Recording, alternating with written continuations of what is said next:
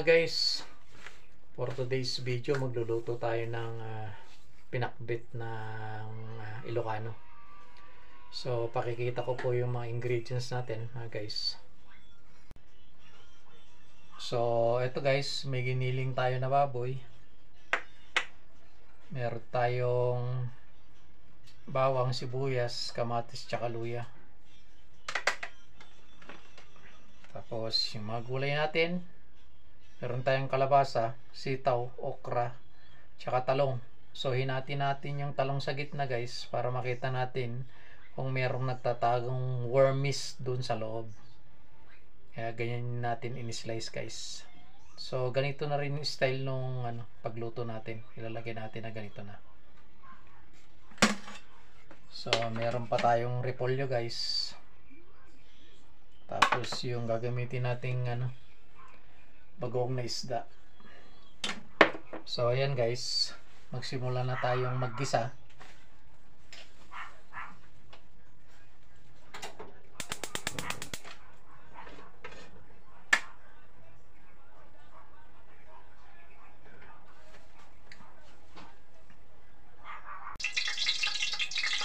So ayan guys, magigisa na tayo, pero buksan muna natin yung natin, exhaust fan natin.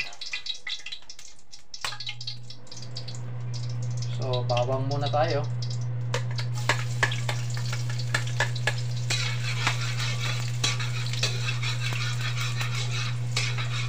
Mag-brownin lang natin ng konti guys.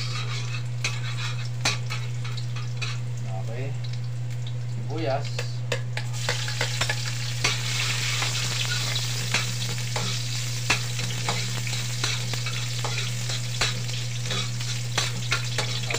Yung kamatis, luya.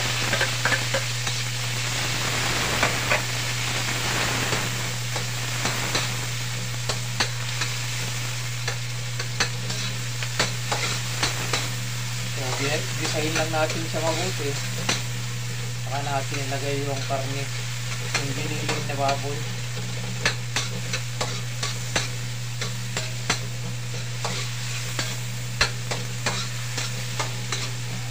Natin guys yung giniling na baboy.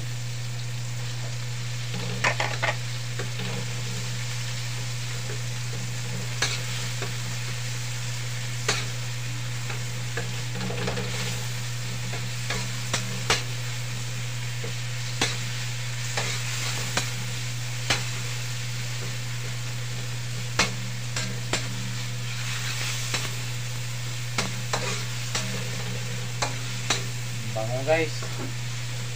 Haluin lang natin, isa natin mabuti.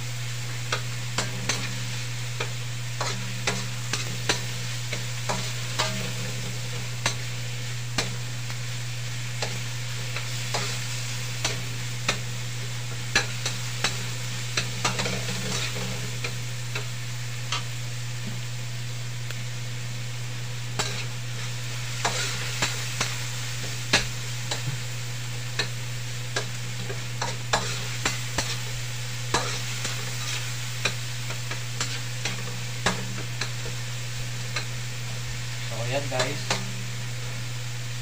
puntahan na natin ng bagoong na isda.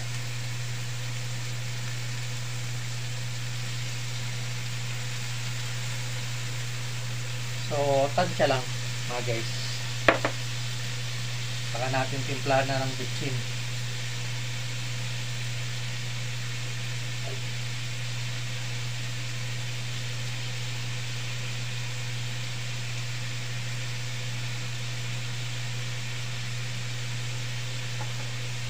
Oh.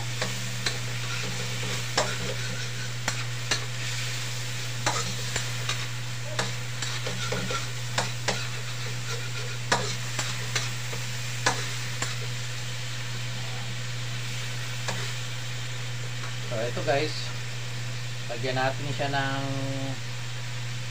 2 basong tubig.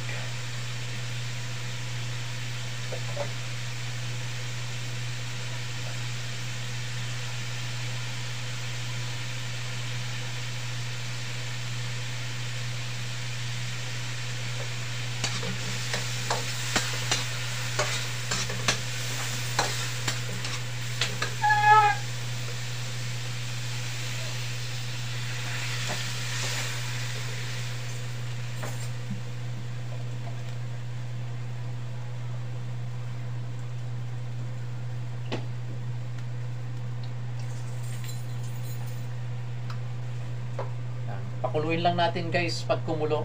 Tsaka natin lagay yung sitaw tsaka yung okra. Ay yung ano muna pala. Lagay muna natin yung kalabasa para lumapot yung sabaw niya. Unahin natin yung kalabasa. Dudurugin natin siya pero hindi masyadong durog. Palaputin natin yung sabaw niya para mas masarap. So ayan guys, hintayin lang natin kumulo. Tsaka natin lagay yung kalabasa muna. So bali yun guys, kung mapapansin nyo, meron na tayong ano, kasamang mag vlog. Meron na tayong cameraman. Ito yung binigay nung anak ko nung umuwi galing China guys. Ito siya, oh. X2. So sa manual niya puro Chinese yung ano kasi yung nakasulat. So i-YouTube muna natin siya kung paano siya gamitin. So yung iba alam ko naman na yung rotation niya kung paano. So yung sensor na lang sa mukha yung ano natin para susunod na lang yung mismong camera dun sa mukha natin, may sensor. So pag-aaralan natin yan mabuti guys, i-YouTube natin. So pakita ko sa inyo pag ano natin, kapag aralan na natin yung ano niya. So ito yan guys, Smart X2. So hindi ko pa makuha yun sa sensor kasi yung sa mukha, para susunod sana yung camera, pero hindi pa natin ano kasi yung ano niya, manual niya ano, Chinese, hindi tayo makaintindi ng Chinese. So ayan guys, bali kumukulo na tong niluluto natin. So ilalagay na natin tong ano muna, kalabasa.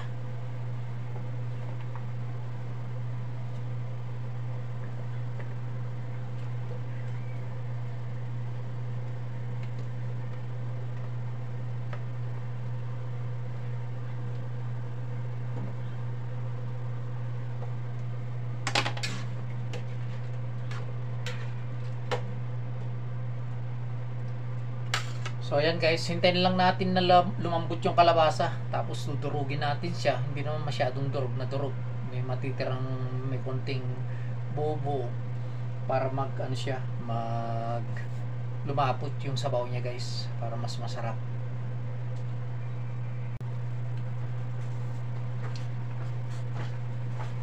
Bali hintayin lang natin lumambot guys yung ano, yung kalabasa, saka natin durugin.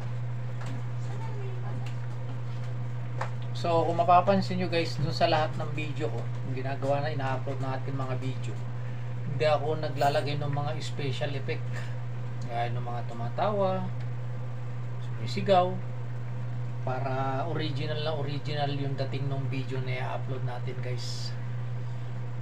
Yun lang talagang yung iba maraming ginagamit na ano, para maging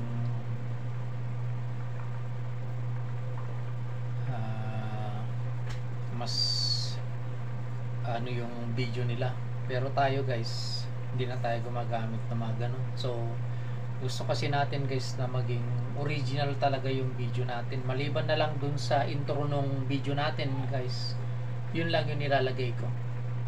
Pero yung mga ano special effect hindi na ako naglalagay guys, kasi gusto kong maging original yung i-upload kong mga video natin guys.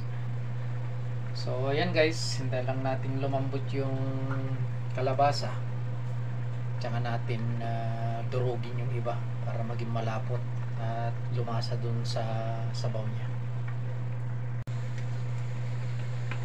So ayan guys, bali durugin na natin siya.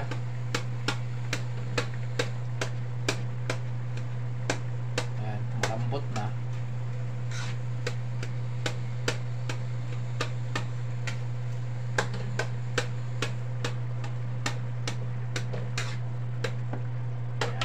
Lagyan na natin yung, pagsabay na natin guys yung sitaw tsaka yung ano, okra.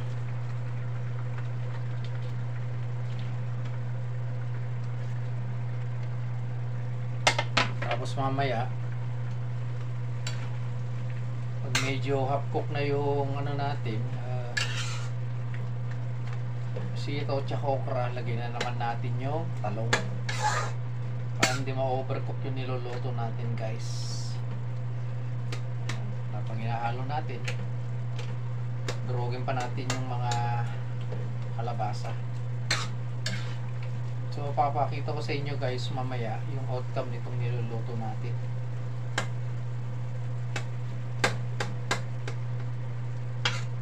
Sa amin sa Tagalog, ang ginagamit namin dito guys pag nagpapakbet kami, alamang. Sa mga Ilocano kasi yung misis ko guys, taga Ilocos, so mostly ginagamit nila talaga bagoong na isda guys. Bihira sa patis, puro bagoong na isda. So dahil na-adapt na rin natin yung pagluluto nung misis ko, tradisyon nila sa pagluluto, na-apply na rin natin. So ayan guys, hintayin lang natin half cook lang yung sitaw tsaka okra, tsaka natin lalagay na yung talong. So takpan muna natin guys.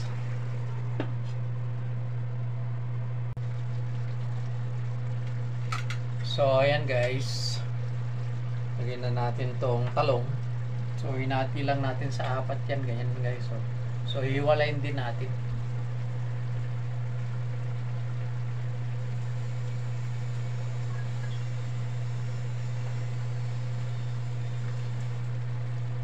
Hinati lang natin to guys ng ganito para makita natin kung merong nagtatago sa loob, yung wormies ba.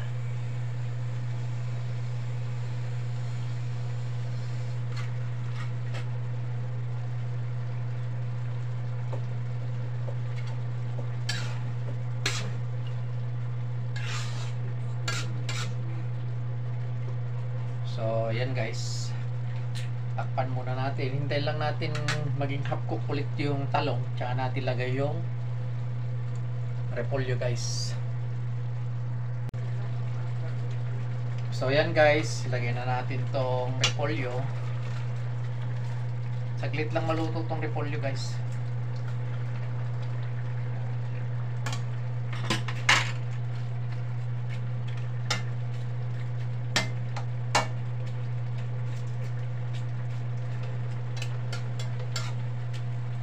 So takpan natin ulit guys hanggang sa maluto na yung niluluto natin guys.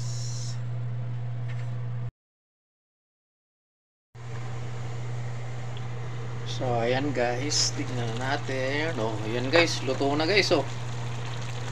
So kung mapapansin nyo guys, malapot siya na nag-yellow yan guys. Ayan. So dahil dyan yun yung kalabasa na dinurog natin guys. Tikman natin guys. Sakto lang yung lasa niya.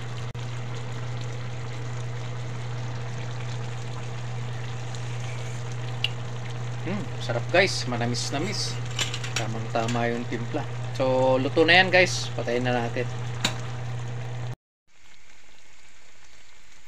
So yan na guys yung outcome ng niluto natin na pakbet Ilocano guys. So luto na yan guys. So ayan guys, luto na yun niluto nating pakbet Ilocano. So muli guys, maraming salamat sa pagsuporta nyo sa YouTube channel Kuya Vince Vlog. Huwag niyo pong kalimutang mag-like, mag-subscribe at pindutin yung notification bell para updated pa po kayo sa mga gagawin nating video. So hanggang dito na lang guys. Ingat po kayo lagi. God bless po. Hanggang sa muli. Bye bye.